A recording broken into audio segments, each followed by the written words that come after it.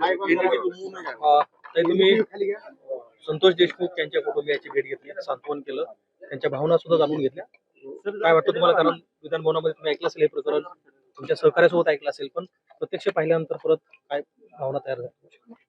प्रकरण अत्यंत चुकीचं आहे आणि अशा पद्धतीचं महाराष्ट्रामध्ये तरी अपेक्षित नाही.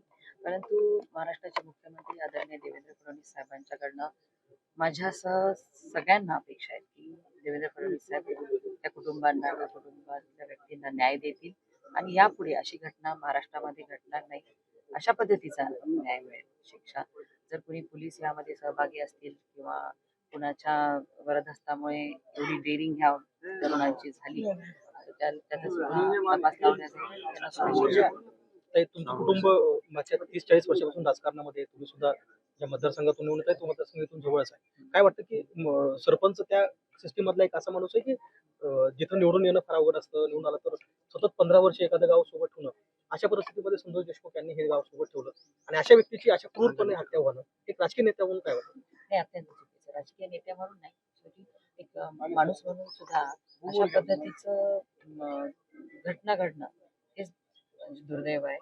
आणि परत ह्याच्यात तपास तर लवकर लागून जाईल, शिक्षा होईल. पण ही परत घटना घडू नये यासाठी सुद्धा चांगली शिक्षा करणं गरजेचं आहे. ही घटना घडून आता 14 दिवस उलटले आहेत. सर्वच्या सर्व आरोपी अद्यापर्यंत अटक झाले नाही. सुरुवातीपासून असं सांगितलं की पोलिसांच्या जी काय त्यांनी भूमिका याच्यामध्ये बजावली त्यामुळे ही घटना खरं तर घडायला बंद. एकंदरीत गृह विभागाचंच हे सगळं अपयश आहे, पोलिसांचं अपयश आहे. नाही बघा, देवेंद्रजींनी जे उत्तर दिलं सभागृहात आपण सगळ्यांनी ऐकलेलं आहे.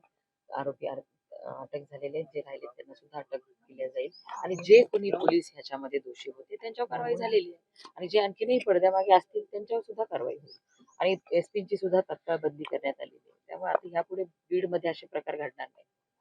पोलीस अधिकाऱ्यांवर कारवाई होती मात्र यातलं जे राजकीय इन्व्हॉल्वमेंट आहे त्यांच्यावर पूर्ण तपास झाल्यानंतर नाव पण समोर येतं. स्वतः देवेंद्रजींनी नाव घेतलेलं आहे सभागृहामध्ये, त्यांच्यावर सुद्धा कारवाई होईल.